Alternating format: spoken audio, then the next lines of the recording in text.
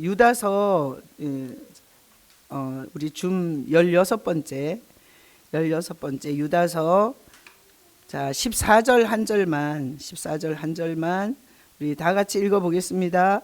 아담의 7대손 에녹이 이 사람들에 대하여 예언하여 이르되 보라 주께서 그 수만의 거룩한 자와 함께 임하셨나니. 아멘. 자 14절 한 절을 가지고 자 오늘 이제 이 유다서를 보는데, 자 아담의 7대손 에녹이 이 사람들에 대하여도 예언했다 그랬는데, 이게 보면 외경에 보면 에녹서라는 게 있어요.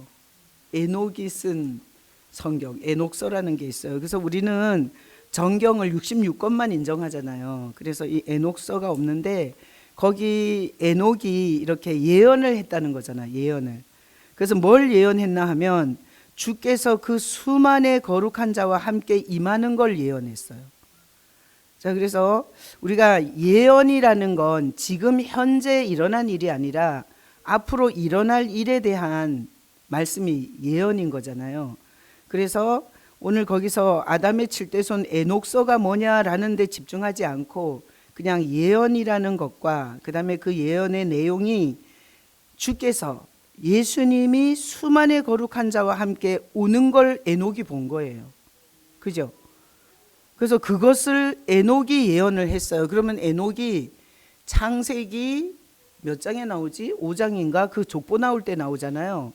근데 그때도 이미 이 주께서 수만의 거룩한 천사와 함께 그 임하시는 거를 얘기를 했어요. 그래서 보면 예언이라는 게 앞으로 일어날 일에 대한 이게 말씀이잖아요.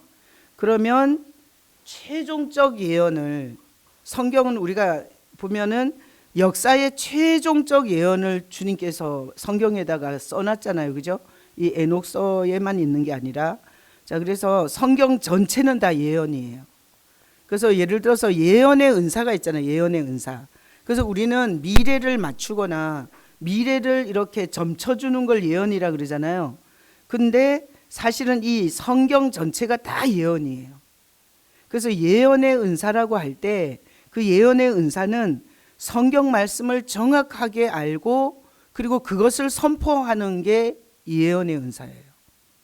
그러니까 이게 왜 우리가 이게 무당도 보면은 예언을 하는 거잖아요. 뭐 이 사업을 하면 잘 된다, 뭐 어떤 일을 해라, 뭐 이런 식으로 예언을 하는데 그거는 근거 없는 예언이죠. 그래서 안 맞아서 사실 거기 인생에 돈은 엄청 많이 갖다 바치고 인생 정신적으로 영적으로 완전히 황폐해지는 사람들이 많이 있잖아요. 저도 목회를 하다 보니 이렇게 장사하는 사람들이 그 뭐 동대문에서 신발 장사하고 뭐 동대문에서 뭐 이렇게 장사했던 사람이 그 무당한테 그 장사하는 사람들이 그렇게 많이 가서 물어보고 그리고 아주 굉장히 많이 복채를 지불하고 장사 잘 되게 하는 굿도 많이 하고 그러더라고요. 그래서 돈은 엄청나게 뺏겼는데 거기서 오히려 더 일어나는 게 아니라 더 그 영적인 그 정말 소나기에서 놀아나다가 그 물질적으로 굉장히 손해보고 이런 사람들을 굉장히 많이 심심치 않게 만났어요. 교도소에 가보면 그 무당한테 걸려서 사기로 이 제목을 치고 와서 돈 뺏기고 그리고 인생 뺏기고 그리고 수치를 당하고 그러면서 아주 억울해하는 이런 사람들 봤어요. 자, 이 세상에 떠도는 예언은 다 그것이 근거 없는 예언인 거죠. 그리고 이렇게 귀신의 힘을 힘입어서 하는 예언도 사실 의지하는 것만큼 쓰러지고 손해를 봐요. 근데 성경 예언은 절대 한 1.1획도 이루어지지 않는 게 없다 그러잖아요. 그죠? 그래서 하나님의 주권에 의해서 성경에서 이렇게 예언한 거기 때문에 우리가 가장 안심하고 들어도 되는 예언이 있다면 성경이에요. 성경 예언을 들어야 돼요. 예, 그래서 성경은 예언입니다. 그래서 요한복음 5장 39절 읽어봐요. 너희가 성경에서 영생을 얻는 줄 생각하고 성경을 연구하거니와 이 성경이 곧 내게 대하여 증언하는 것이니라. 자, 성경이 예언인데 성경에서 예언을 하는데 누구 예언을 하는 거예요? 예수님에 대한 예언이에요. 예수님에 대한 예언. 그래서 그 아담의 7대손 에녹이 예언을 했다 그러잖아요. 누구에 대한 예언을 한 거예요? 주께서. 그래서 예수님에 대한 예언을 했잖아요. 그래서 성경에서 영생을 얻는 줄 생각하고 성경을 연구하는데 이 성경이 곧 내게 대하여 증언한 것이라. 그래서 성경 예언은 다 예수님에 대한 예언이라고 보면 돼요. 누가복음 24장 25절로 27절에도 보면 예수님께서 정확하게 성경 예언이 자기에 대한 글이라고 정확하게 해석을 해놨어요. 자, 25절부터 27절 읽어봐요. 이르시되 미련하고 선지자들이 말한 모든 것을 마음에 더디 믿는 자들이여, 그리스도가 이런 고난을 받고 자기의 영광에 들어갈 것이 아니냐 하시고, 이에 모세와 모든 선지자의 글로 시작하여 모든 성경에 쓴 바 자기에 관한 것을 자세히 설명하시니라. 아멘. 자, 그래서 성경은 예언이고 누구에 대한 예언이에요? 예수님에 대한 예언이에요. 자, 우리에 대한 예언은 중요해요, 안 중요해요? 안 중요해요. 예수님에 대한 예언이 중요해요. 왜 그런가 하면 예수님에 대한 예언으로 모든 죄인이 구원받고 그리고 그 심판으로부터 옮겨지기 때문에 성경에서 나에 대한 예언을 찾으려고 하지 말고 예수님에 대한 예언을 찾아서 그분이 어떤 분인가를 알잖아요. 그러면 우리 죄인의 인생은 저절로 안전하게 인도를 받게 돼 있어요. 그래서 우리가 사사롭게 성경을 풀면 자꾸 나를 찾는 거야. 거기서 나한테 뭐라고 했냐 이렇게 찾는 거예요.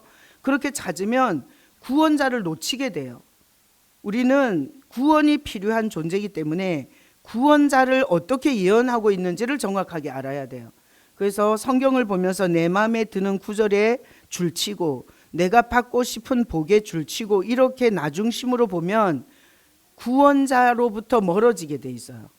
그래서 이게 윤리도덕적 책이 될 수도 있고 이 성경이 그 다음에 복을 받는 책이 될 수도 있고 이렇게 다른 해석이 나오는데 성경은 우리가 요한복음 5장 39절 누가복음 24장 거기 두 구절을 찾아줬는데 성경은 정확하게 우리가 안전하게 구원받을 수 있는 구원자에 대한 예언이에요. 그래서 성경에서 항상 예수님을 보는 그런 영적인 우선순위를 놓치면 안 돼요. 자, 그래서 누가복음 24장에 보면 자, 예수님에 대한 예언이 어떻게 돼 있는지에 대해서 볼게요. 자, 누가복음 24장 38절에 보면 예수께서 이르시되 어찌하여 두려워하며 어찌하여 마음에 의심하느냐. 여기 나타난 예수님은 어떤 예수님이에요? 인간으로 오셨다가 십자가에 죽으시고 부활한 예수님이세요. 자, 그래서 예수님이 죽었다가 나타나니까 제자들이 너무 무서운 거예요. 분명히 죽는 걸 봤는데 살아난 부활한 예수님을 봤을 때 그들이 너무 두려워한 거예요. 그러니까 어찌하여 두려워하며 어찌하여 마음에 의심이 일어나느냐.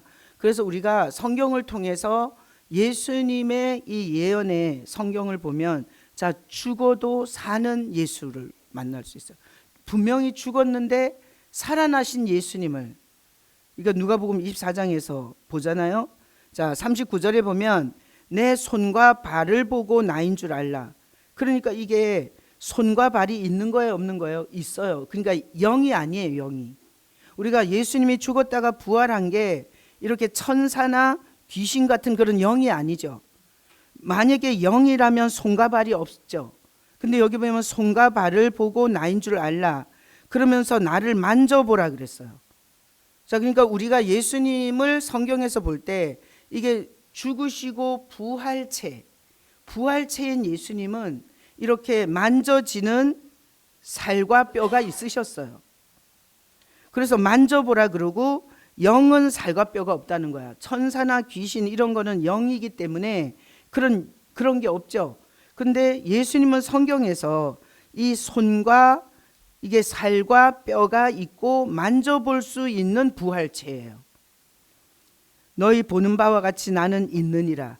그래서 우리가 이제 예수님이 성경에서 예수님을 예언했는데 예수님이 죽으시고 부활한 부활체로서 만질 수 있는 육체를 갖고 계시는 거잖아요. 근데 또 우리 육체하고는 또 달라.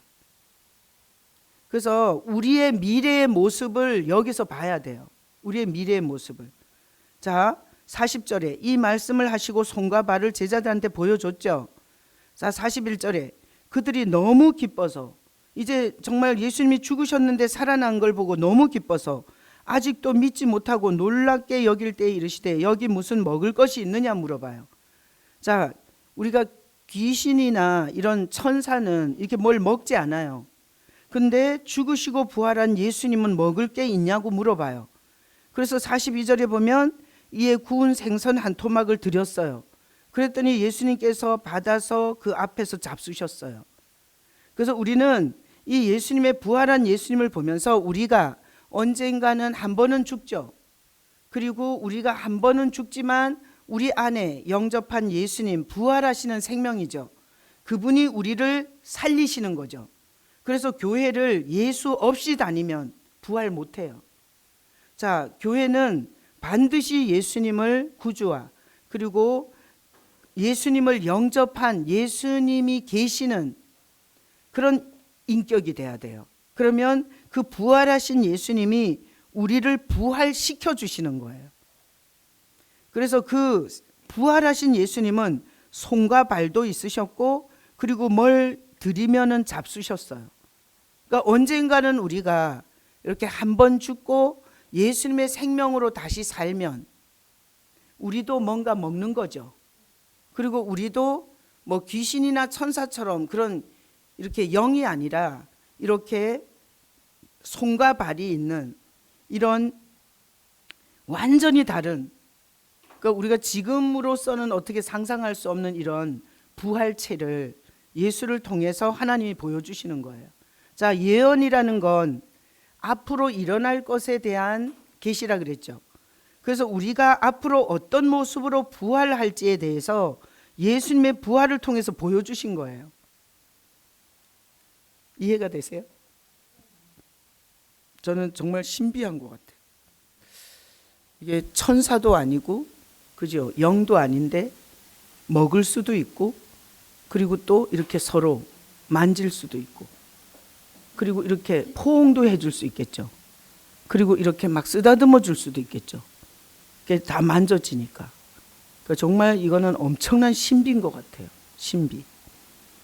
자, 44절에 또 이르시되 내가 너희와 함께 있을 때에 너희에게 말한 바 곧 모세의 율법과 선지자의 글과 시편에 나를 가리켜 기록된 모든 것이 이루어져야 하리라 한 말이 이것이라 하시고, 자, 그렇게 드시면서 결국은 성경 전체가 다 나에 대한 예언이다 이렇게 말씀하신 거잖아요. 45절에 이에 그들의 마음을 열어 성경을 깨닫게 하시고, 46절에 또 이르시되 이같이 그리스도가 고난을 받고 제3일에 죽은 자 가운데서 살아날 것. 그래서 이제 완전히 이게 이 천사나 귀신하고는 완전히 다른 부활체를 인간에게만 하나님께서 보여주세요. 그래서 우리는 천사가 되는 게 아니고 귀신이 되는 게 아니고 예수님처럼 한 번 죽지만 그 죽은 육신을 입은, 그러면서 먹는 즐거움도 있으면서 그리고 서로 만지고 그리고 감각할 수 있는 이런 부활체로서 하나님 앞에 구원에 이 참여한다는 이 신비를 우리가 성경을 통해서 볼 수 있어요. 47절에 또 그의 이름으로 제사함을 받게 하는 회개가 예루살렘에서 시작하여 모든 족속에 전파될 것이 기록되었으니, 그래서 이렇게 예수님의 부활에 참여하려면 첫 번째 이루어져야 되는 게 죄사함이에요. 그러니까 죄인으로 태어나서 이렇게 육신도 죽고 그 죄값으로 지옥에 가는 거잖아요. 근데 죄인으로 태어나서 그의 이름으로, 예수님의 이름으로 죄사함을 받게 되면 이 부활의 영광에 들어가는 거예요. 그러니까 교회가 얼마나 중요한지 몰라요. 교회가 이 비밀을 가르쳐 주는 거잖아요. 죽어서 끝이 아니다. 그리고 예수님을 영접해라. 그리고 예수님의 생명으로 거듭나라.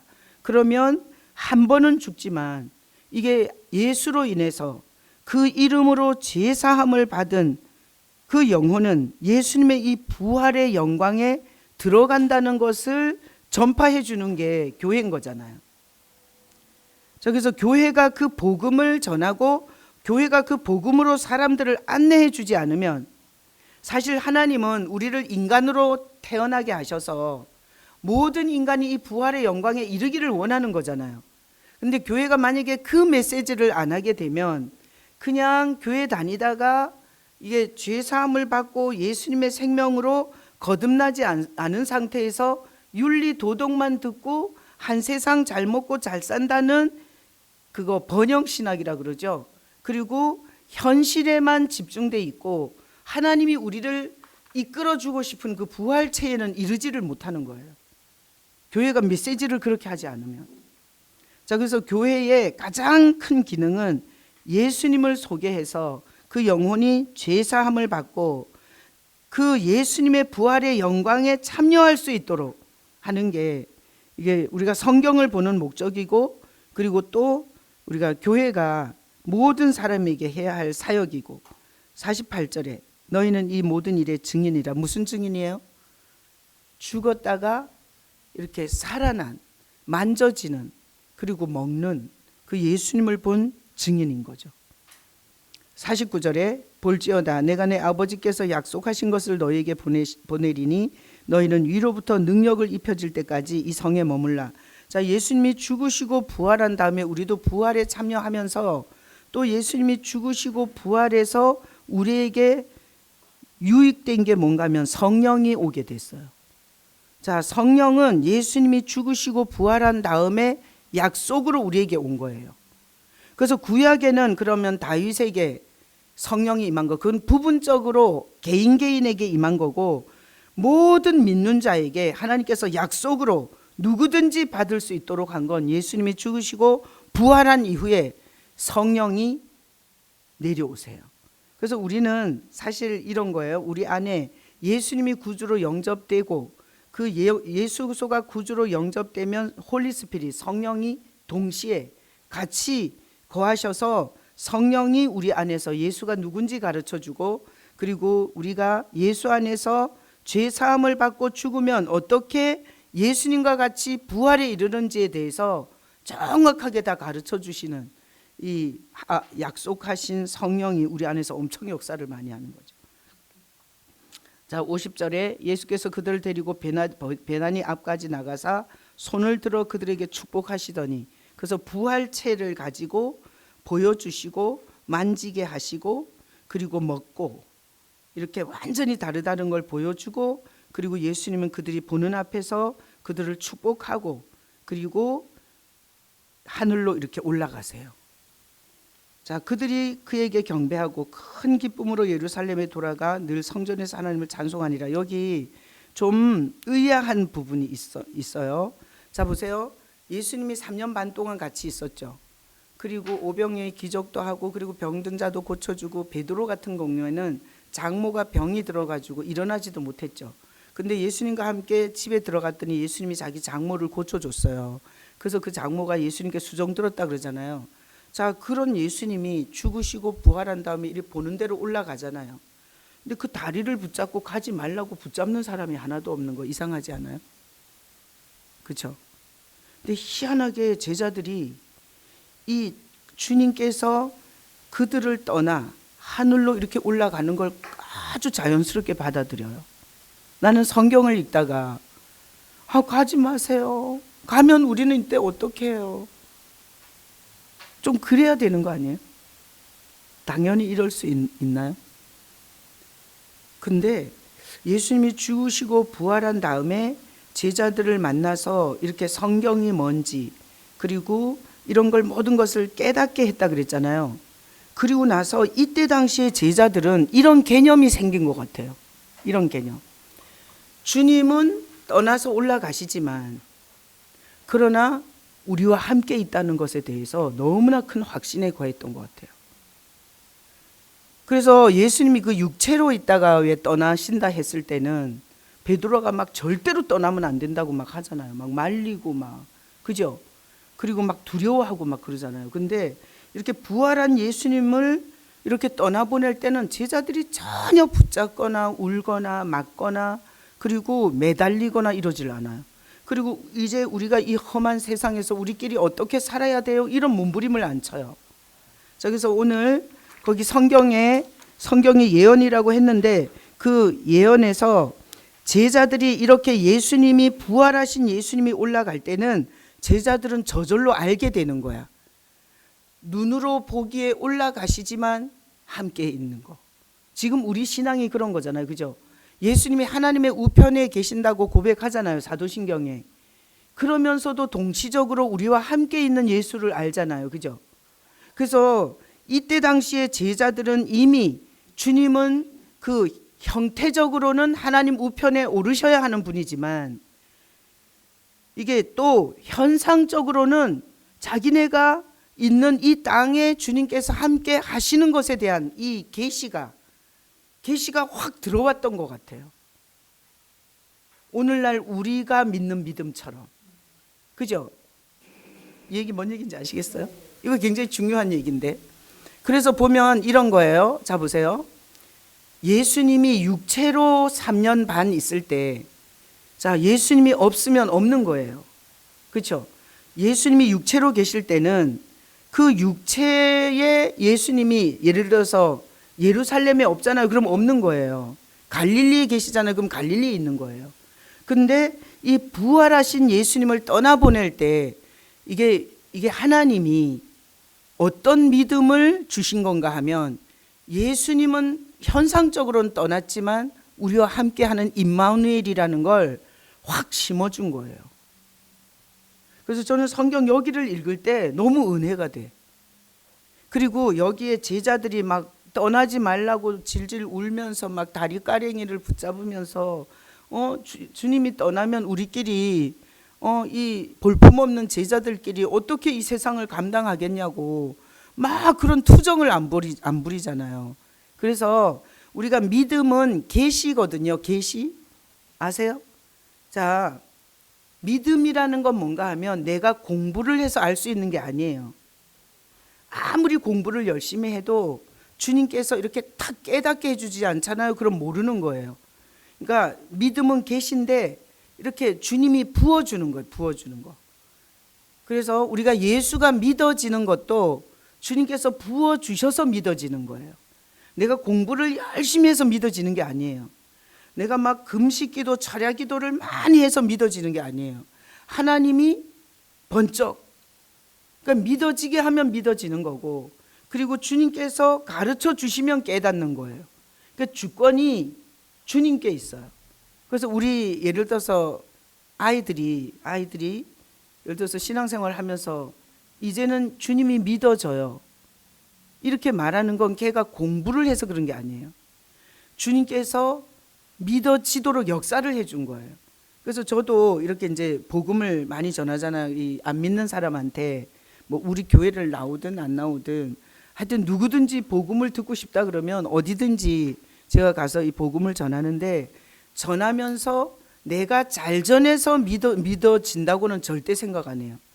그러니까 그 시간에 주님께서 번쩍 해주셔야 돼. 주님이 거기서 이렇게 믿음을 부여해야 믿어지는 거예요. 그래서 성경을 읽으면서 저는 이 부분에 대해서 왜 그랬을까? 왜 주님이 살아있을 때는 그렇게 매달리고 울고 가지 말라 그러고 죽지 말라 그러고 베드로는 절대 죽으면 안 된다고 하다가 막 사탄아 내 뒤로 물러가라 막 사탄의 취급을 받고 욕까지 먹고 그랬잖아요. 근데 여기 보면 그들이 올라가는 주님을 경배를 해요. 그죠? 52절에. 그런 거 진짜 깊이 묵상해 봐야 된다니까. 왜 이러는지. 자, 눈에 보이는데 이렇게 하늘로 올라가시죠. 눈에 보이게. 근데 그들이 거기서 엎드려서 경배를 해요. 그리고 슬퍼하는 게 아니라 큰 기쁨으로 예루살렘으로 돌아와요. 뒤돌아보지 않아요. 야. 그리고 그 성전에서 하나님을 찬송하는 데 집중해요.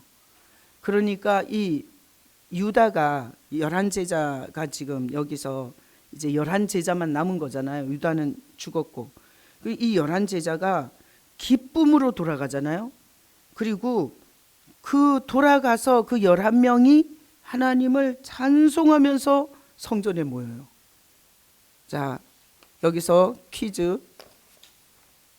주님은 떠나갔지만 함께라는 것이 너무나 분명해서 그랬다. 이게 답이에요. 그래서 오늘 우리 믿음도 우리가 주님은 우리 눈에 보이지 않지만 항상 우리와 함께 한다는 믿음이 우리를 평안하게 하는 거죠. 그리고 뭐 억울한 일이 있어도 주님이 다 아신다 이러면서 털어버릴 수 있는 거죠. 그리고 또 너무 힘든 이런 상황이 있어도 주님께서 어떻게든 역사하신다. 그래서 우리 아까 저기 은희 집사님네 그 이제 이사하는 문제를 갖고 우리가 같이 중보기도 시간에 이렇게 같이 중보했는데 이제 여기서 얘기하면서 그랬잖아. 항상 벼랑 끝에서 역사하시고 좀 며칠 전에 하면 얼마나 좋아. 근데 주님은 항상 극적인 데까지 끌고 가. 그러면서 우리 믿음 없음을 보게 하고 그리고 또 믿음이라는 게 뭔지를 가르쳐주고 결국은 돼요. 되는 건 확실한데 이제 여러 가지로 돼. 이제 예를 들어서 이런 거예요. 내가 이제 기도를 하면서 그런 생각이 들더라고. 이제 우리가 생각하는 방법대로 순종하게 풀려서 될 수도 있고요. 그대로 안 되잖아. 그러면 또 어디에서든지 또 끌어서 되게 하세요. 근데 어떤 경우에선 내가 생각한 대로 계산대로 안 되면서 엉뚱한 데서 되는데 그게 우리에게 어떤 플러스 요인이 되게 해요. 그래서 제가 이제 여러 번 얘기했지만 저쪽이 이제 그 건축을 하다가 건축이 멈췄을 때 정말 죽을 것 같은 상황에 몰렸을 때 주님 앞에 어떻게 해야 되냐고. 그러면서 주님 앞에 물었을 때 주님께서 아버지한테 가라고 그런 감동을 주셔갖고 우리 아버지 그때 막 예수 믿는다고 완전히 잡아 죽이려고 하는 아버지한테 가라고 그래가지고 주님이 잘못 생각하셨다고 절대 거기는 안 된다고 내가 막 얼마나 손사래를 치면서 거부를 했는데 그 다음에는 딱 침묵하셔. 주님은 딱 할 말 하시고 그 다음에는 믿음대로 하든지 말든지 그 다음에는 침묵하셔. 그러니까 뭐 그 다음부터는 어떤 생각도 나게 하지 않고 침묵을 하시니까 가야 되는 거야. 이건 도수장에 끌려가는 무슨 짐승과 같은 심정인 거지. 그래서 이제 결국은 차를 타고 그 호랑이 같은 아버지 있는 곳으로 이렇게 가서 아버지한테 결국은 이 교회를 짓다가 이렇게 막혔다고 그렇게 아버지한테 얘기를 했는데 아버지가 그 자리에서 그때 사채를 6천만 원 쓰고 있었는데 그 사채 6천만 원을 그 자리에서 통장에 우리 아버지가 돈이 그렇게 많은지 몰랐어요. 근데 벌떡 일어나서 나 때리려고 일어난 줄 알고 때리려고 일어난 줄 알고 아니 내가 그 말 하자마자 벌떡 일어나시는 거야. 그래서 때리는 줄 알고 이렇게 막 이렇게 손으로 확 막았다니까. 근데 벌떡 일어나더니 가서 통장을 서랍에서 통장을 이렇게 두루두루 꺼내더니 거기서 한 두세 개를 꺼내서 가지고 가서 그렇게 비싼 이자를 쓰면 안 된다고. 그러면서 이자는 안 줘도 된다. 그러나 원금은 갚아야 된다. 그러면서 6천만 원을 아버지가 그 자리에서 주셨는데 제가 지금 돌아보면 왜 하나님께서 그런 방법 말고 좀 나를 좀 편하게 어떤 성도를 통해서든지 아니면 어떤 믿음 좋은 사람을 통해서 왜 안 주고 그렇게 힘든 아버지, 예수 믿는다고 욕을 하는 아버지의 돈을 갖다 쓰게 하셨을까. 지금 이렇게 돌아보면 우리 아버지는 그런 식으로 하나님을 되게 빚지게 많이 했어요. 그러니까 이게 교회 지을 때도 우리 아버지가 그렇게 도와줬죠. 그 다음에 우리 선교사가 하여튼 선교할 때도 욕을 하면서 용돈은 다 줬어. 그래서 하나님이 어떤 경우에는 이렇게 빚지게 하시고 하나님이 빚지시고 그리고 그 영혼 구원으로 갚아주시려고 그러셨던 것 같아요. 그래서 지금 돌아보면 참 하나님의 방법은 최선이고 최상이었다는 고백을 하게 돼요. 근데 그때는 그 방법을 따라가는 게 너무 힘들었어요. 너무 힘들어요. 죽을 것 같이 힘들었어요. 근데 역시 돌아보고 나니까 그렇잖아. 신문대로 거두잖아요. 그러니까 우리 아버지는 진짜 우리 예수 믿는 자식들한테 욕은 엄청나게 했지만 할 거는 다 했어요. 시집도 보내줬지, 장롱도 사줬지, 하여튼 뭐 집도 사줬지, 할 거 다 해줬어요. 근데 하나님이 하늘에서 볼 때는 그게 다 빚진 거잖아요. 그죠? 하나님이 빚진 거잖아. 하나님의 자녀들에게 성교비도 줬지, 시집도 보내줬지, 집도 사줬지. 우리 아버지 그렇게 심게 하시고 나중에 그렇게 영혼을 구원해 주시는 걸로 주님이 갚으시더라고요. 그래서 안 믿는 사람이 믿는 사람한테 이렇게 신세를 지게 할 때가 있어요. 그러니까 어떻게 할지는 모르겠어요, 나도.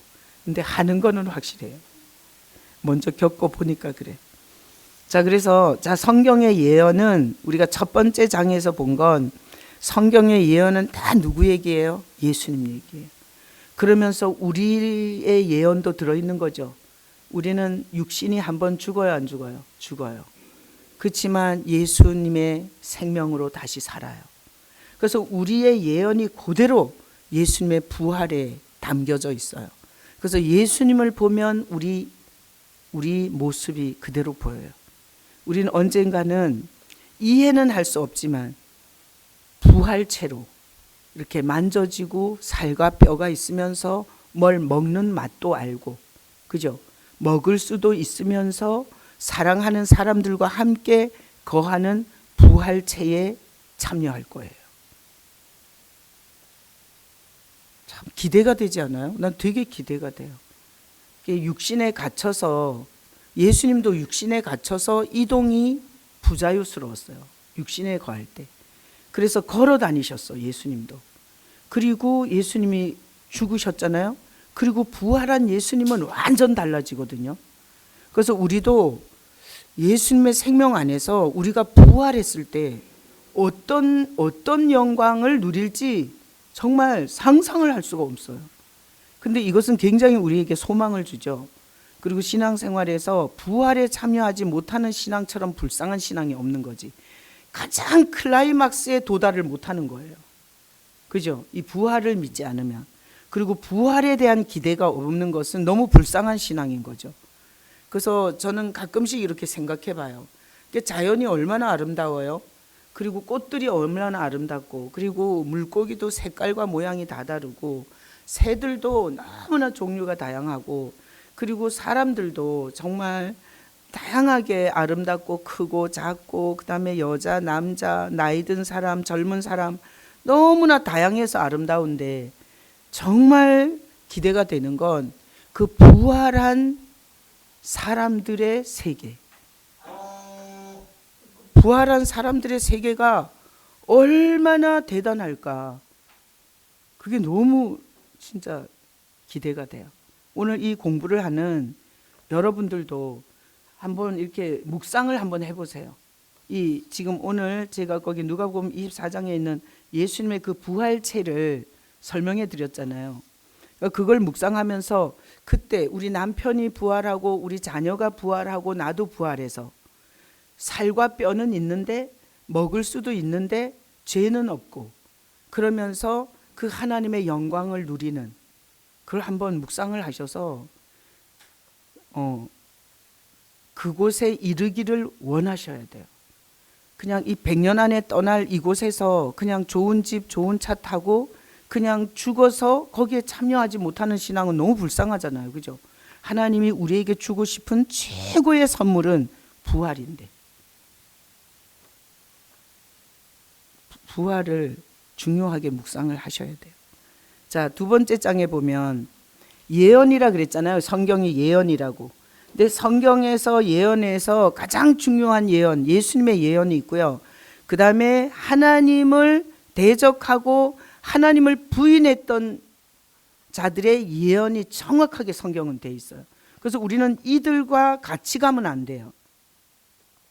요한계시록 18장 1절로 8절을 제가 뽑았는데, 자, 1절에 보면 이일 위에 다른 천사가 하늘에서 내려오는 것을 보니 큰 고세를 가졌는데 그의 영광으로 땅이 환하여지더라. 2절에 힘찬 음성으로 외쳐 이르되, 자, 거기 무너졌도다 무너졌도다 큰 성 바벨론이요. 우리가 요한계시록 마지막 부분에 보면 하여튼 엄청난 부귀와 영화를 누리다가 하나님의 손에 아주 완전 무너지는 게 바벨론 성이에요. 그래서 우리가 중간에 유혹을 당하거나 미혹을 당하면 이 무너질 성에 참여하게 돼요. 자, 앞장에서는 어디에 참여하자 그랬어요? 예수님의 부활에 참여하는 자가 돼야 되죠. 근데 여기 세상에서 가장 화려하고 가장 잘 나가는 것 같은 성이 바벨론 성이에요. 근데 그 성은 완전히 무너져요. 그래서 우리는 거기에 참여했다가 같이 도매금으로 무너지는 인생이 되면 안 돼요. 그래서 무너졌도다 큰 성 바벨론 성이요. 자, 귀신의 처소예요. 이 바벨론 성은. 그리고 각종 더러운 영이 싹 다 거기에 다 집중이 돼 있고요.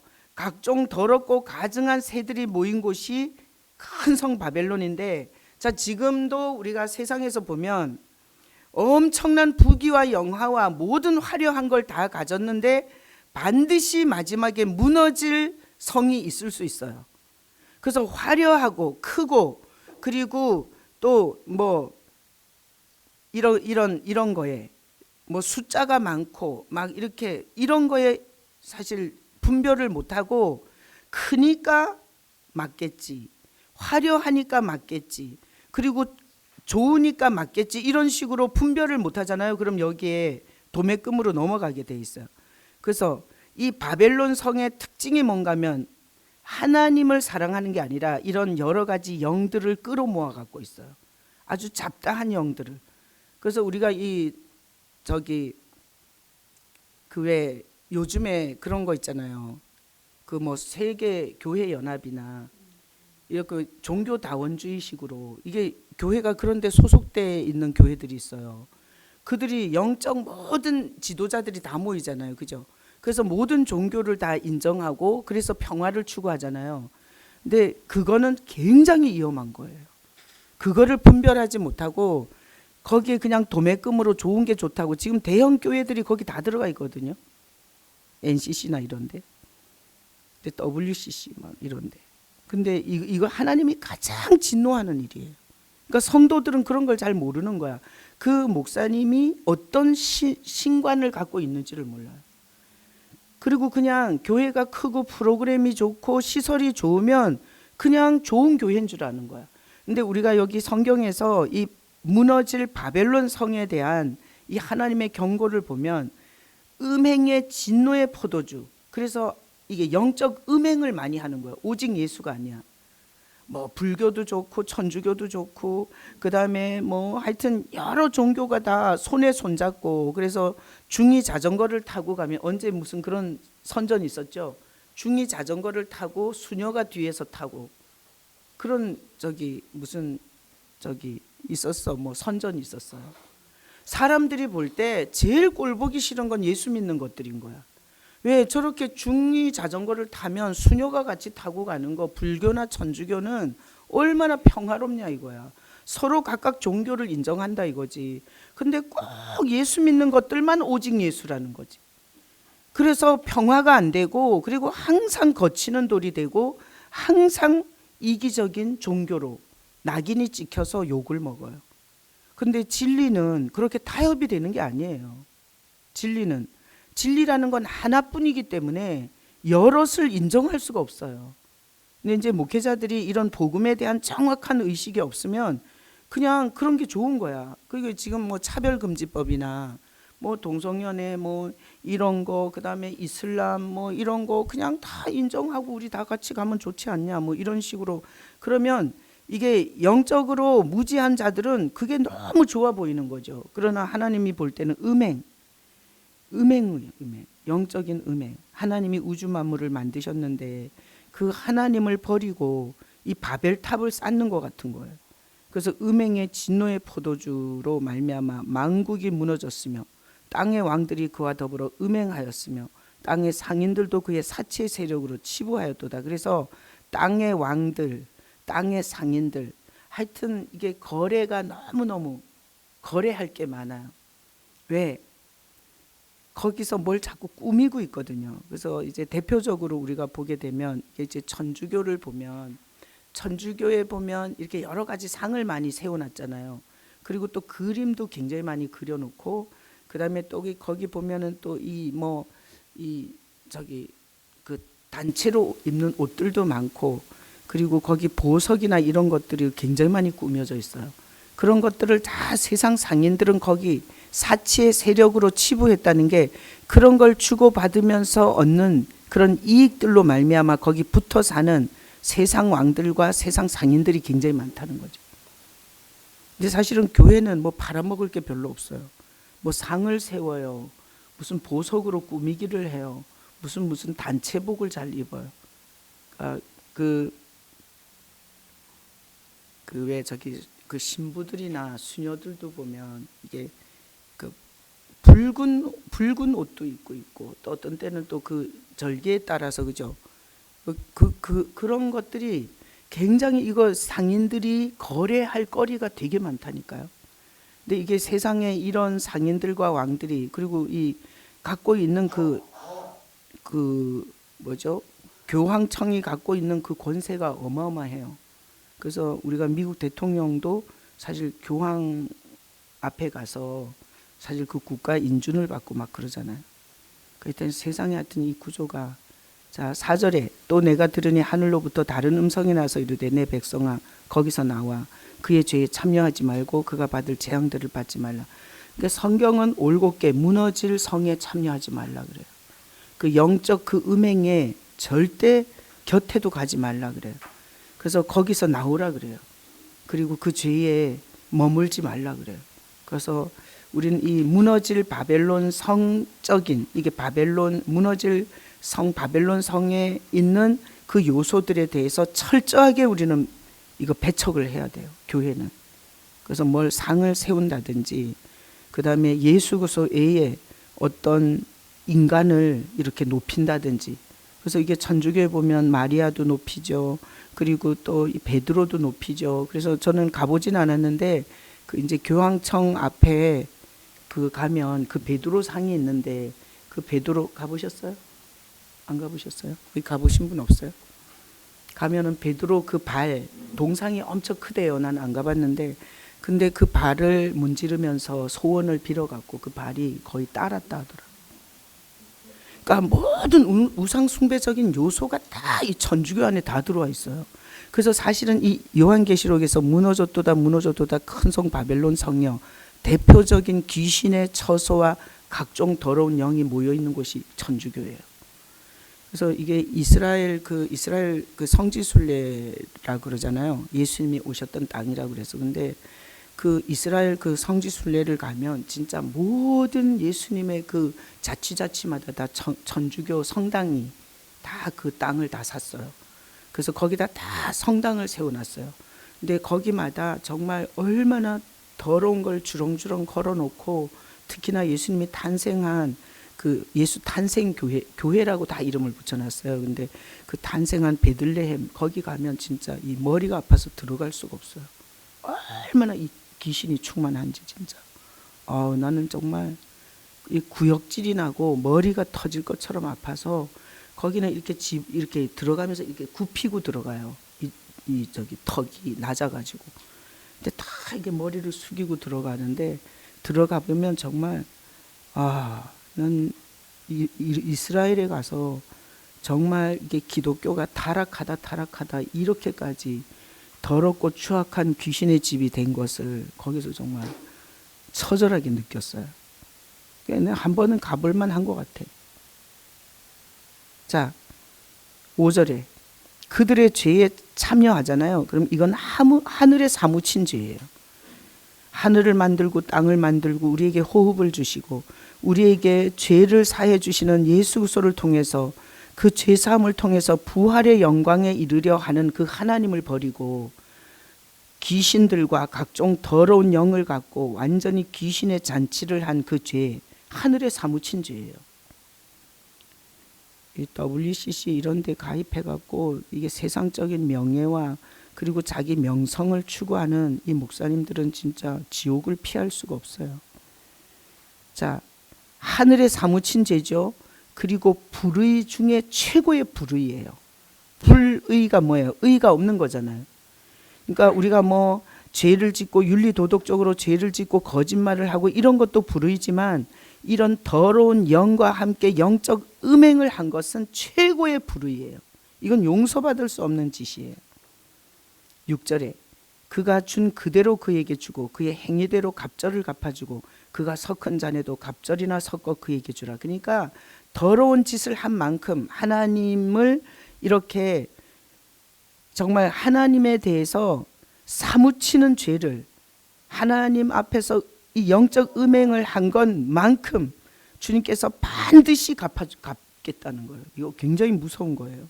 그래서 우리는 영적 음행을 상당히 경계해야 되고, 우리 신앙의 삶 중에 혹시나 예수 그리스도 그분에게 집중하지 않은 이런 우상 숭배적인 요소를 다 제거해야 돼요.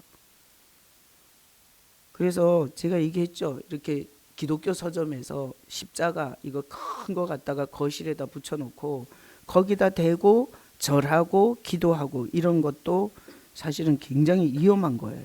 그러니까 우리는 눈에 보이지 않아도, 그리고 우리가 십자가를 걸어놓지 않아도 날 위해서 죽으신 예수님을 바라보고, 그리고 그 주님께서 어떤 대가를 지불했는지 그분을 믿는 이런 신앙이 돼야지. 그래서 그런 것도 있어요. 이렇게 실내에다가 아주 거대한 십자가를 걸어놓고 마치 그걸로 인해서 예수님이 거기 충만하게 있는 것 같은 이런 착시 현상을 줄 수도 있어요. 그래서 이 십자가 숭배는 사실 초대교회에는 없었어요. 초대교회 한 400년대까지는 없었거든요. 근데 이게 마리아 숭배가 들어오던 그 한 400~500년 때에 이 십자가 숭배, 마리아 숭배, 묵주 숭배 이런 게 다 들어왔어요. 영적으로 완전히 이게 잘못되기 시작하면서. 그래서 우리는 교회라는 표시로 십자가를 세우는 건 괜찮지만, 이렇게 십자가 밑에서 이렇게 뭐 기도를 한다든지 그 십자가 나무를 숭배하는 것 같은 모양도 색깔도 내지 말아야 돼요. 그래서 이 천주교의 천주교는 그 병든 사람한테 그 바티마 수녀라는 수녀상을 갖고 그 집에 갖다 세워놓고 병자를 위해서 주문을 외우잖아요. 근데 보세요. 우리가 믿는 하나님은 살아계시죠. 그리고 어제 우리 사연이 오늘하고 또 다른 걸 아시잖아요. 그러니까 우리의 기도는 항상 인격적 교제적 기도가 돼야 되는 거예요. 하나님 아버지 불러서 오늘은 이렇게 날씨가 좋습니다. 뭐 이렇게 실제적으로 이런 기도를 하는 거잖아요. 근데 만약에 비가 온다면 주님 오늘 비가 오는데 이렇게 자녀들이 먼 길 갔는데 안전하게 돌아올 수 있도록 도와주세요. 뭐 이렇게 현실적 기도를 대화적으로 해야 되잖아요. 근데 천주교는 다 기도문이 있어요. 그게 죽었다는 표현이에요. 무슨 기도문을 낭송을 하냐고. 하나님도 살아계시고 우리도 산영이잖아요. 산영. 그래서 우리가 사도신경을 고백할 때 보면 저리로서 산자와 죽은 자를 심판하러 오시리라 그러죠. 자, 예수님께서 요한복음 14장에 나는 살았고 너희도 살았기 때문에 성령이 너희에게 온다 이렇게 말씀하세요. 그러니까 살아있는 인격체가 이렇게 대화적인 그리고 실제적인 기도를 해야지, 왜 저런 죽은 종교들처럼 그렇게 주문을 외우고 그리고 기도문을 읽고 자기가 어떤지에 대해서는 하나님께 내놓을 줄도 모르고, 그리고 이미 누군가가 써놓은 기도문을 형식적으로 읽는 이런 예배 형태 자체가 싹 다 죽었다는 표현이에요. 자, 그 다음에 7절에 보면, 자 7절에 보면요, 이 무너질 바벨론 성은 얼마나 자기를 영화롭게 하였으며 사치하였는지 엄청나게 화려하게 꾸며요. 특징이 하여튼 사람들을 홀딱 속여 먹을 수 있도록 아주 화려한 걸로, 영화로운 걸로 그것을 이렇게 자기를 꾸미게 돼 있어요. 그렇게 자기를 영화롭게 하고 사치하게 했던 것을 하나님께서 고통과 애통으로 반드시 갚아주겠다는 거예요. 그래서 우리 언니가 이제 선생님 40년 교사 생활을 했잖아요. 그래서 이제 이제 유럽을 여행을 보내줘서 가서, 우리 언니가 그때 예수 안 믿었어요. 저는 이제 예수 믿고 전도사 때인가. 근데 언니가 이제 그 모범 교사로 인해 갖고 이렇게 유럽 여행을 갔다 와서 예수를 안 믿는 언니가 나한테 그러더라고. 야, 나는 그 로마 교황청을 보고 하나님이 살아있는 것 같았어. 너무나 멋있어서. 자기 지금 본 거 중에서 그렇게 유명한 미술품이 거기 다 있고, 그렇죠? 그 뭐 미켈란젤로나 그다음에 우리 유명한 미술품들이 다 거기 다 있잖아. 거기 다 소장이 돼 있고, 그리고 정말 웅장하고 크고 너무나 가장 인상 깊었대요. 그래서 잊을 수가 없다고. 거기 가보니까 하나님이 살아있는 것 같더라. 이렇게 얘기를 했어요. 근데 저는 이제 말씀을 알고 있는 상태에서 사실은 거긴 주님은 없거든요. 그러니까 뭘로 사람들을 속였냐 하면 영화롭게 사치하게. 그래서 그 꾸민 걸로 사람들이 다 거기서 신심을 느끼게 하는 거예요. 그러니까 우리는 교회가 그렇게 되면 안 돼요.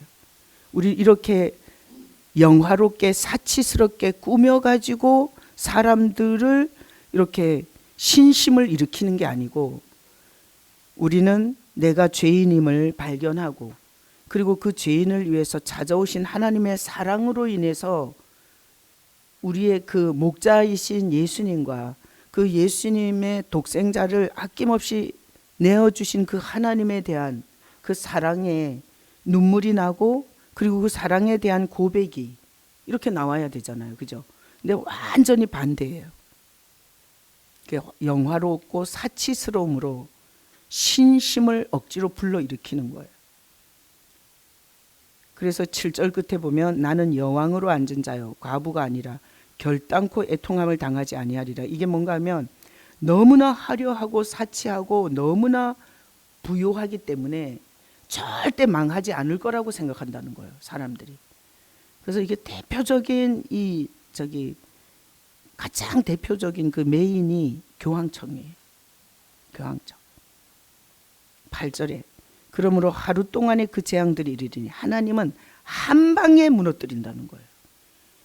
이 귀신의 집을, 이 더러운 영의 처소를, 그리고 자기를 영화롭게 꾸미고, 그리고 사람들한테 그 영화로움으로 완전히 속였던 그 음행의 가장 메인 그 처소를 하루아침에. 그래서 성경의 역사를 보면 아수르, 바벨론, 헬라, 로마 하루아침에 다 망해요.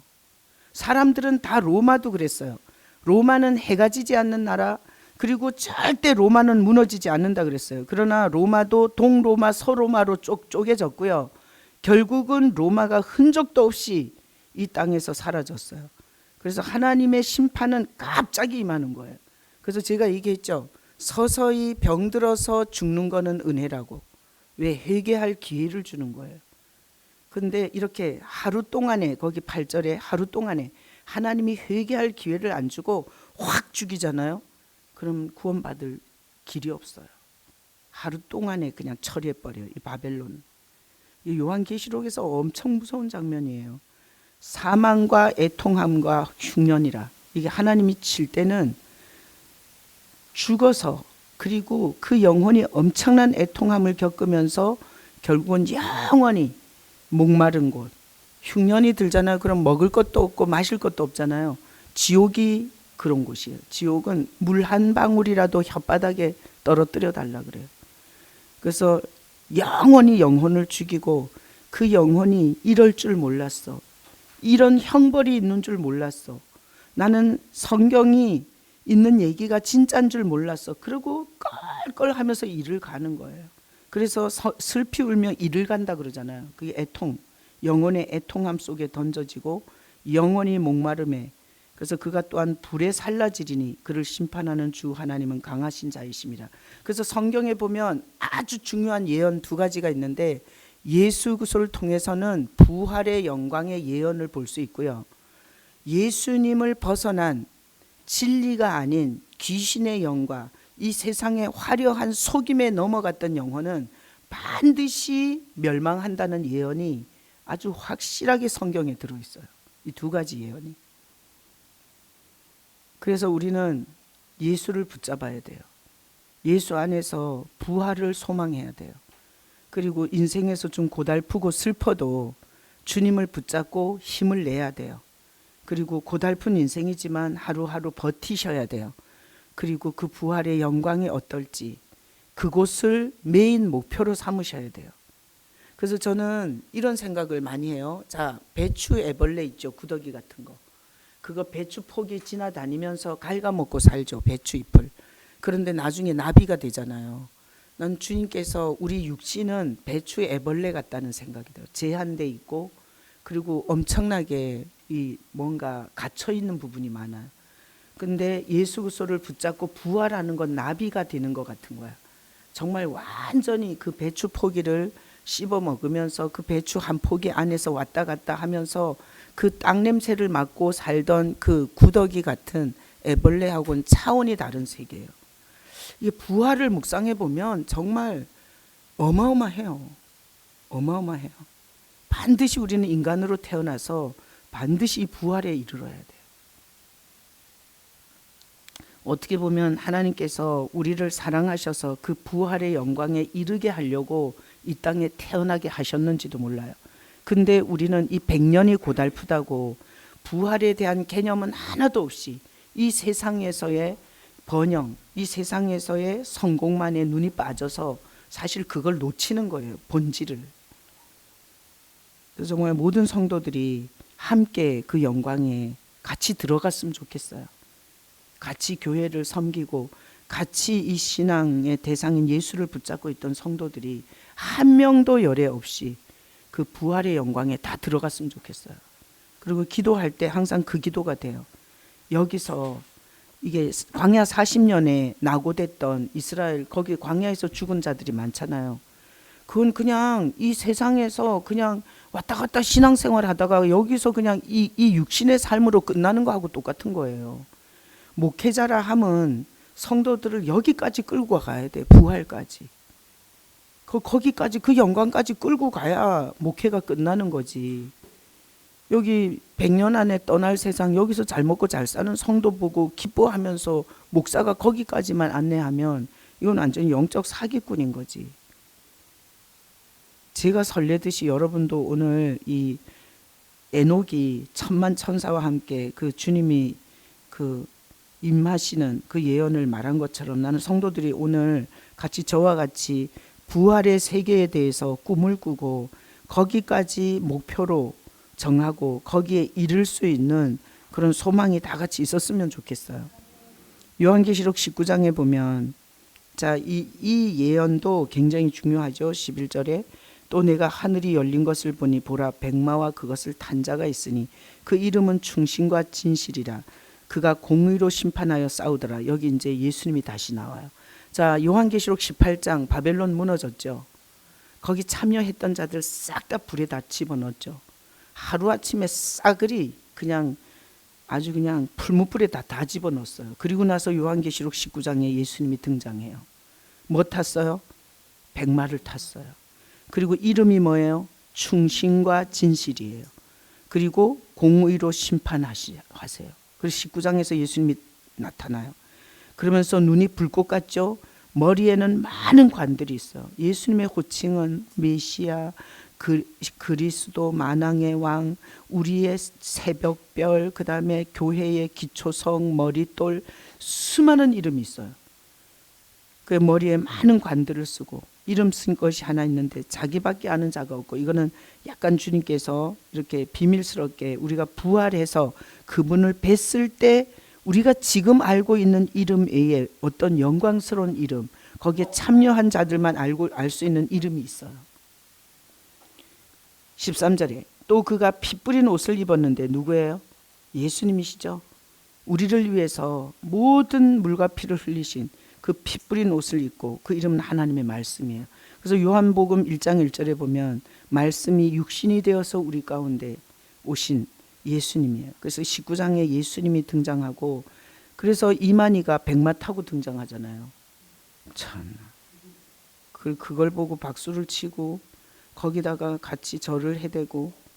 자, 14절에 하늘에 있는 군대들이 희고 깨끗한 세마 옷을 입고 백마를 타고 그를 따르더라. 하늘의 군대들이 다 예수님을 따라요. 그래서 우리가 예수님의 호칭 중에 만군의 여호와 있어요. 만군의 여호와. 이것은 하늘의 모든 군대를 통수권자예요. 15절에 그의 입에서 예리한 검이 나오니 그것으로 만구를 치겠고, 이게 예수님의 입에서 나오는 말씀이 이 대적자들을 완전히 다 그때 소멸시켜요. 그들을 철장으로 다스리며 또 친히 하나님 곧 전능하신 이의 맹렬한 진노의 포도틀을 받겠고, 그래서 완전히 심판의 주로 등장해요. 그래서 우리가 이렇게 십자가에서 피를 흘리시며 우리를 위해서 고난받는 예수님만 알면 안 돼요. 요한계시록에 있는 어마어마한 만왕의 왕을 알아야 돼요. 그래서 16절에 그의 옷과 그 다리에 이름을 쓴 것이 있는데 뭐예요? 만왕의 왕 만주의 주예요. 그래서 예수님은 만왕의 왕이세요. 만주의 주세요. 그래서 우리는 십자가가 예수님을 다 말하지 못해요. 왜 십자가를 숭배하면 안 되냐? 십자가는 초림의 예수를 얘기는 하지만 이 지금 요한계시록에 와 있는 만왕의 왕 만주의 주를 계시할 수가 없어요. 그래서 우리는 십자가가 없이 우리를 위해서 대속하신 예수님과 그 초림의 예수님과 그리고 이 요한계시록에 있는 모든 우주 만물을 다 통치하시고 심판하시는 만왕의 왕 만주의 주 예수님을 믿음으로 바라보는 신앙이 돼야 돼요. 그래서 저는 이 그 십자가 나무로는 이 만왕의 왕 만주의 주를 표현할 수가 없어요. 그래서 이게 부분적 계시밖에 안 되는 거예요. 십자가는. 그리고 왠지 그 교황이 우리나라에 와서 이렇게 걸을 때 십자가에 예수를 달아놨죠. 이게 천주교는 다 예수가 달려 있어요, 십자가에. 그래서 그게 고난을 묵상하는 데는 좋을 수도 있지만 어떻게 보면 지금까지 매달아 놓고 인간의 소나기에서 갖고 노는 느낌도 있어요. 우리는 빈 십자가잖아요, 그죠? 우리 개신교 십자가는 빈 십자가잖아요. 이미 예수님은 거기 달려 계시지 않아. 우리 죄를 다 갚으시고 살아나셨어. 그러니까 살아나신 예수를 강조해요. 그죠? 빈 십자가. 근데 여기 천주교는 아직도 달아놓고요. 집집마다 들어가서 이게 십자가에 예수가 달려 있잖아요. 그 집은 틀림없이 천주교 신자예요. 그리고 교황이 이렇게 십자가 이게 지팡이를 들고 다닐 때 거기 예수님이 달려 있어요. 그래서 그걸 소나기에 쥐고 왔다 갔다 해요. 이게 세레머니가 우리가 이 성찬으로 세레머니 하잖아요. 예수님이 우리 안에 계시고 그리고 예수님의 보혈이 우리 생명이 되는 이 세레머니처럼 그것도 세레머니로 봤을 때 굉장한 이거는 신성모독이에요. 교황이 이게 예수를 잡아 흔드는 거야, 자기 마음대로. 그래서 이게 천주교가 타락했을 때 성경 위에 교황을 뒀어요. 그리고 마리아도 무흠하다 그러잖아. 무흠숭하신 마리아요. 다 성경을 왜곡시킨 거예요. 자, 그래서 여러분의 신앙의 이 성경의 최종적인 모습에 예수님이 이렇게 만왕의 왕, 만주의 주로 하늘의 군대를 이끌고 그리고 모든 이 세상에 그 하나님을 대적했던 모든 것을 완전히 진노의 포도주로 밟아버리시는 그런 심판의 왕, 감히 우리가 정말 우러러 볼 수도 없을 만큼 엄청나신 그 예수님을 그릴 수 있기를 축복합니다. 아멘. 17절에 보니까 또 내가 보니 한 천사가 태양 안에 서서 공중에 나는 모든 새를 향하여 큰 음성으로 외쳐 이르되 와서 하나님의 큰 잔치에 모여. 자, 18절에 보면 이제 여기 왕들의 살, 장군들의 살, 장사들의 살, 말들과 그것을 탄 자들의 살, 자유인들이나 종들이나 작은 자나 큰 자나 모든 자의 살을 먹으라. 이게 심판이에요. 하나님을 대적하고 그리고 음행, 영적 음행을 하고 세상의 사치와 화려움으로 하나님의 복음을 왜곡시키고 진리를 대적한 자들 싹 다 살을 다 뜯어먹으라 그래요. 그러니까 이것은 이게 시체, 죽은 시체에는 독수리가 모인다 그러잖아요.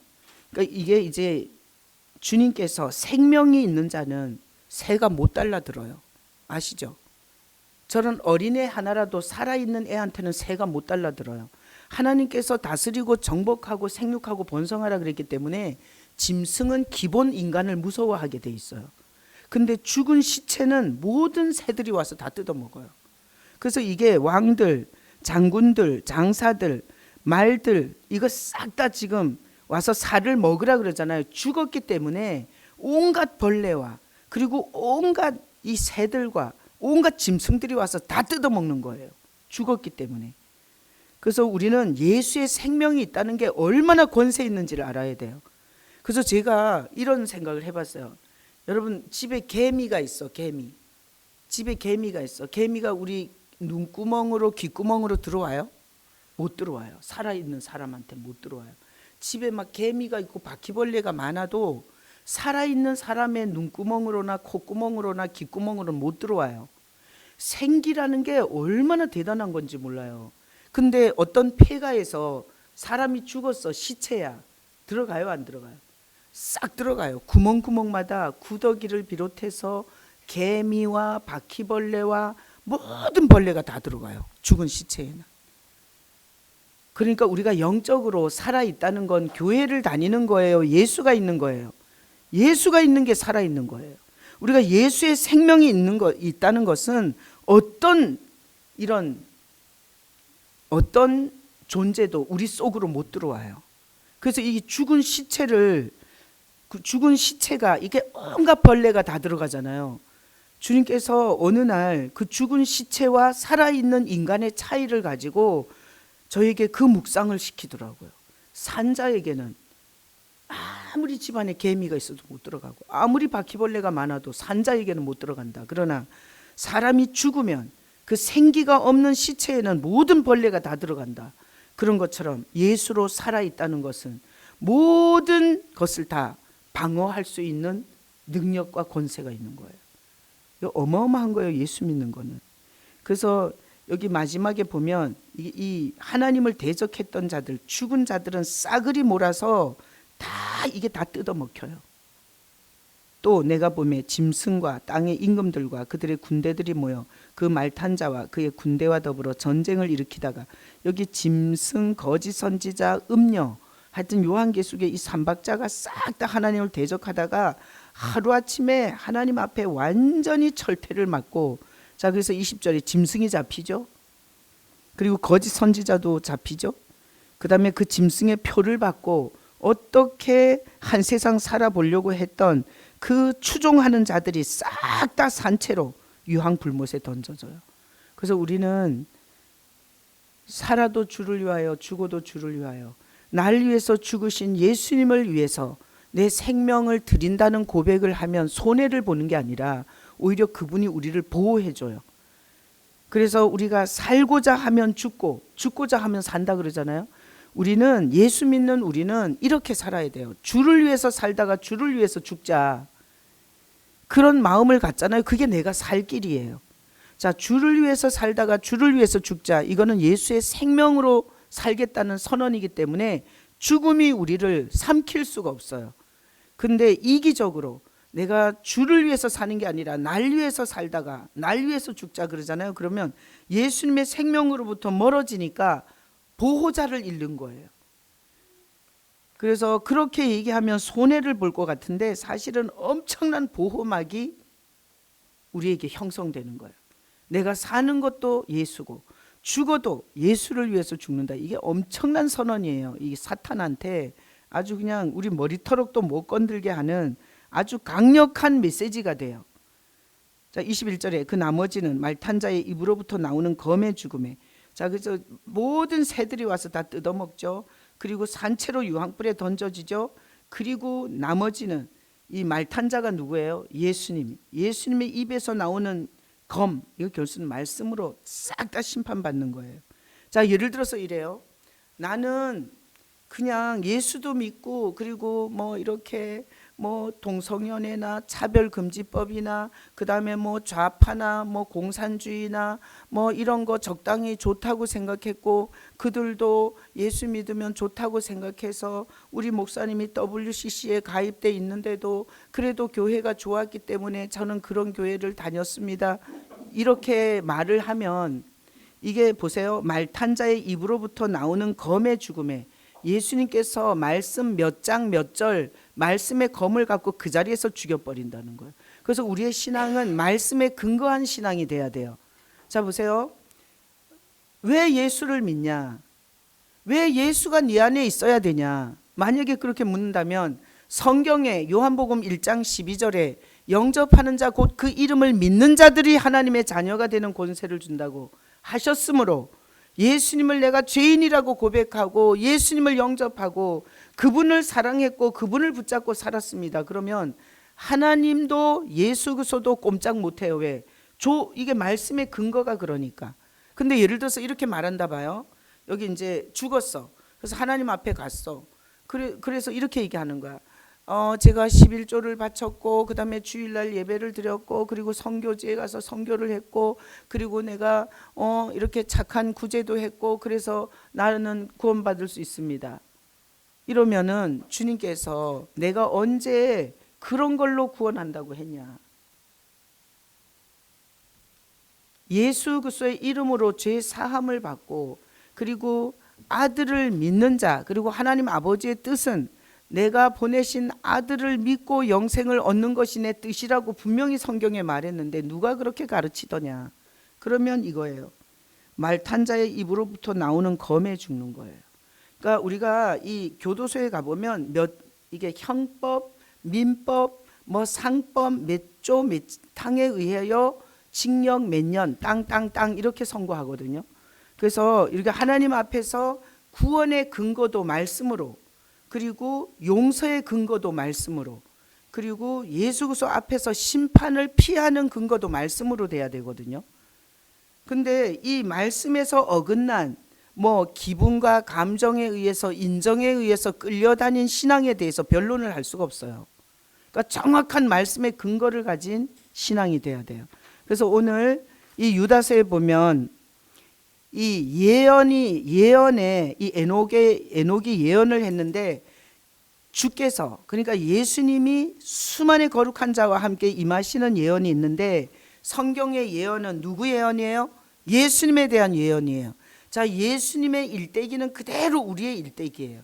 예수님이 인간으로 오셔서 그 죄값을 치르시고 부활해서 그 부활의 영광에 참여한 우리의 일생을 그대로 예수님의 예언 속에서 보여주시는 거고 그 다음에 예수 외에 진리와 그리고 예수 외에 이게 세상에 귀신과 같고 더러운 영들이 아주 더럽고 가증한 방법으로 우리가 그런 신앙을 가졌을 때는 그들이 멸망할 때 반드시 같이 멸망하고 그리고 마지막 만왕의 왕 만주의 주로 심판의 왕이 예수님이라는 것에 대해서 성경은 정확하게 예언이 돼 있고 이 에녹서에 보면 에녹이 그 예수님이 만왕의 왕 만주로 오는 것을 본 거예요. 우리는 에녹에 대해서 창세기 몇 장에 있지? 4장인가 5장인가? 5장에. 자, 창세기 5장에 있어요. 창세기 5장 21절에서 24절. 거기 잠깐 나오잖아요. 그 창세기 4장에 있는 5장에 있는 에녹이 뭘 본 거예요? 예수님의 만왕의 왕 만주로 오는 예수를 본 거예요. 와, 대단하죠? 그러니까 하나님이 이 죄인을 구원하는 이 구속사에서 예수님에 대해서 얼마나 강력한 구원의 메시지를 이 성경 전체에서 보여주는지 알겠죠. 우리는 에녹이 그냥 하나님과 동행하다가 300년을 동행하다가 죽음을 보지 않고 옮겼다 그러잖아요. 데려갔다 그러잖아요. 근데 그 에녹은 예수를 본 거예요. 구원자 예수를 본 거예요. 그리고 그분과 동행한 거야, 구약적으로. 그러니까 우리는 이제 예수님이 이 땅에 오셔서 죽으시고 부활하신 예수님을 마음에 영접해서 우리는 주님과 함께 동행하잖아요. 에녹은 예수님이 오시기, 그러니까 창세기 4장이니까 예수님이 오시기 수천 년 전에, 그죠? 수천 년 전에 예수를 본 거예요. 그리고 그 예수님과 동행하다가 죽음을 보지 않고 데려감을 당한 거예요. 그래서 성경은 창세기부터 계시록까지 구원자는 한 분뿐이세요.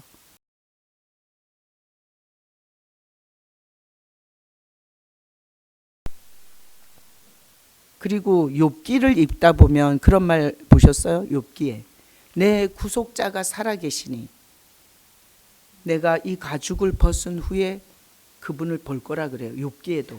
그래서 욥도 가장 고통받고 힘들 때 그리고 온 사람에게 다 공격받을 때 그는 앞으로 오실 메시아 예수를 본 거예요. 그래서 이런 거예요. 모든 사람은 다 예수로 구원받아요. 구약의 성도는 오실 예수를 보고 구원받은 거예요. 그러니까 에녹이 임하시는 예수님을 보고 그가 구원받았잖아요.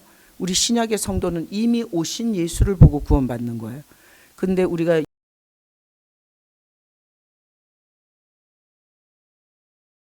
그들은 지금도 다른 메시아를 기다리고 있죠. 그래서 다른 메시아를 기다리고 있다가 어떤 메시아를 인정을 하고 그리고 성전을 지어서 그 메시아가 거기에 앉으면 이게 이제 완전히 마지막 된 거예요.